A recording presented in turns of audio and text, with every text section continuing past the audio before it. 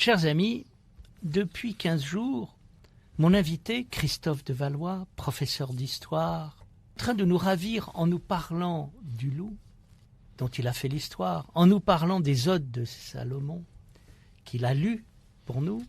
Et je crois qu'il va continuer à nous enchanter en parlant non plus des odes de Salomon, mais d'un épisode que vous aimez beaucoup dans les évangiles et qui est celui de Zachée. Exactement. Bonjour Bertrand et bonjour à tous les auditeurs. Effectivement, vous savez Bertrand que j'anime avec d'autres une formation à l'Institut des théologies orthodoxes Saint-Serge, orthodoxie et médias, depuis quelques années. Et je m'attache, pour ma part, à la communication, ses différentes formes, à son histoire, à l'analyse de la Bible sous l'angle de la communication, à la relation établie par le Christ avec ses interlocuteurs, de façon à établir une sorte de théologie de la communication. Et cela passe notamment par l'analyse de textes bibliques. Alors je vais prendre un exemple en mettant en avant la relation, on peut dire aussi la communication, qui s'établit entre le Christ et ses interlocuteurs. Et cet exemple, c'est le célèbre passage de Zachée que dans l'Église orthodoxe nous lisons en préparation au carême, au grand carême, ce qu'on nomme grand carême en orthodoxie. Et dans ce passage, on peut justement observer les étapes de cette mise en relation. Alors d'abord, je vais vous lire ce passage tiré de l'Évangile de Luc au chapitre 19. « Et voici un homme appelé du nom de Zachée. C'était un chef de publicains et qui était riche. Et il cherchait à voir qui était Jésus, mais il ne le pouvait à cause de la foule, car il était petit de taille. Il courut donc en avant et monta sur un sycomore pour voir Jésus, qui devait passer par là. Arrivé en cet endroit, Jésus leva les yeux et lui dit « Zachée, descends vite, car il me faut aujourd'hui demeurer chez toi. » Et vite, il descendit et le reçut avec joie. Alors dans cette lecture, je mets en avant les étapes et le mouvement. Les étapes parce que trop souvent, notre lecture est trop rapide. Parfois, un ou deux mots seulement constituent une scène, un moment particulier qui nous est brièvement décrit.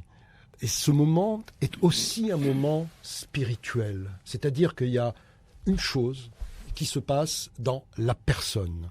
Et parfois, c'est un mot. Viens et vois, ou deux, trois mots, viens et vois, par exemple. Déjà, en soi, c'est un moment particulier.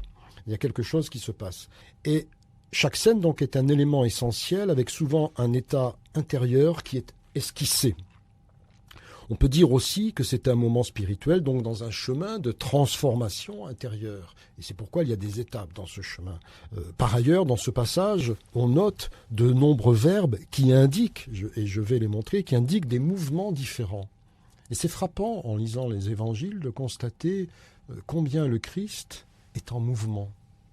Il est rarement, il reste peut-être 2-3 jours dans un endroit, mais souvent, il passe.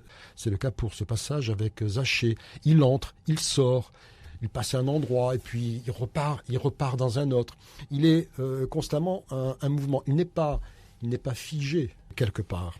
Et concernant ces étapes, donc j'en ai relevé 10 moments différents dans ce très très court passage. Alors la première étape, c'est l'étape, je dirais, de la disposition intérieure initiale. Il cherchait à voir Jésus. Zachée a déjà une interrogation qui le travaille.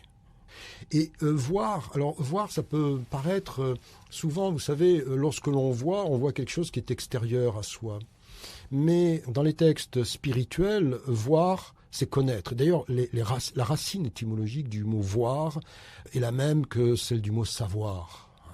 Voir, c'est connaître. Et connaître, si je fais un jeu de mots avec la racine latine, c'est naître avec, c'est-à-dire se transformer avec. Et donc, la vision d'une chose, c'est partager ce qu'est la chose.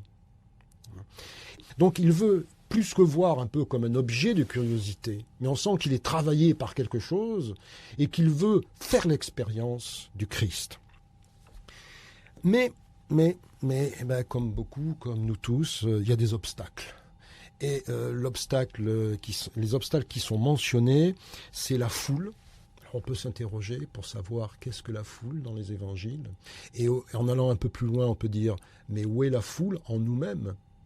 Et aussi la petitesse. Il doit en quelque sorte grandir intérieurement pour voir le Christ, pour le rencontrer.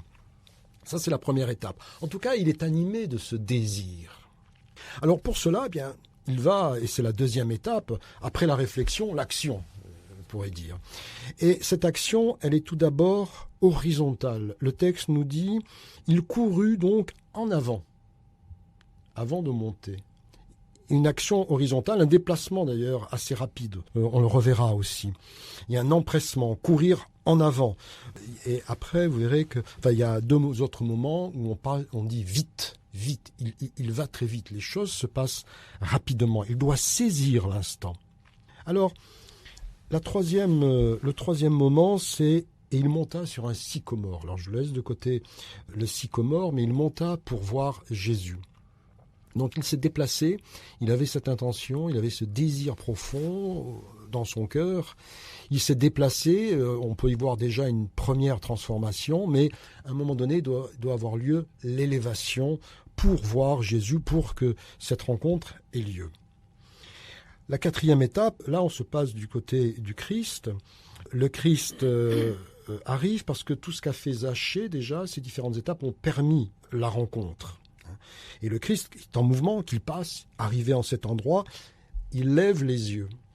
Alors, si on regarde les verbes, de ces verbes de mouvement qui sont nombreux dans ce passage, il y a des mouvements qui sont horizontaux, courir vers l'avant, il y a des mouvements qui sont en élévation, verticaux, où on s'élève, il monte dans l'arbre, et le Christ lève les yeux, et il y a aussi des mouvements de descente.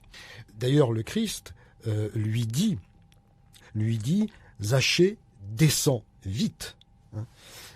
Zachée descend. Et vous voyez que c'est intéressant parce que Zachée est monté, le Christ lève les yeux, et le Christ lui dit, descends. Il est monté pour descendre. Il s'est élevé pour descendre, et pour descendre chez lui, dans sa demeure. Et le Christ lui dit, car il me faut aujourd'hui, dans l'instant, dans cet instant qui s'ouvre, je me rappelle, la prière de notre Père, donne-nous aujourd'hui, car il me faut dans ce moment-là demeurer chez toi, être chez toi. Donc aussi, et c'est pourquoi il lui dit descendre dans son intériorité, après cette élévation. La septième étape, eh bien, c'est cette rapidité pour demeurer chez lui. Et puis, donc, Zachée s'exécute. Vite, il descend, car c'est ce qu'il a attendu, c'est ce qu'il a mené. Il descend pour recevoir le Christ. Et le passage se termine par « il le reçut avec joie ». C'est une joie spirituelle dont il s'agit. C'est une sorte d'exaltation de l'être intérieur, de la rencontre ineffable avec le Créateur et le Seigneur Créateur. Alors ce texte, si on l'examine, on peut voir qu'il y a un chiasme, c'est-à-dire une construction en symétrie. Tout d'abord avec la vision, il cherchait à voir. Et il monte pour voir Jésus. Puis le Christ qui lui-même le voit. En quelque sorte, il est vu par celui qu'il désirait voir. Ils se regardent réciproquement. Et ensuite, alors il y a la montée, il y a la descente. En fait, tout se répond dans ce texte. Sauf que au début, il cherchait à voir, il désirait cette expérience de la rencontre, et cette expérience de la rencontre avec le Seigneur se réalise dans la joie et dans l'ineffable, effectivement, de cette rencontre. Et donc c'est tout un cheminement, finalement, je dirais mystique, tout un cheminement de transformation intérieure jusqu'à la révélation qui s'opère dans ce passage. Merci infiniment par cette lecture complètement originale, où vous partez des mouvements extérieurs dans l'espace du texte pour passer, je dirais, de cet espace profane à un espace sacré, ou de l'espace terrestre à l'espace céleste. Comme c'est agréable d'aller avec vous vers l'espace céleste. Merci, cher Christophe. Merci Bertrand.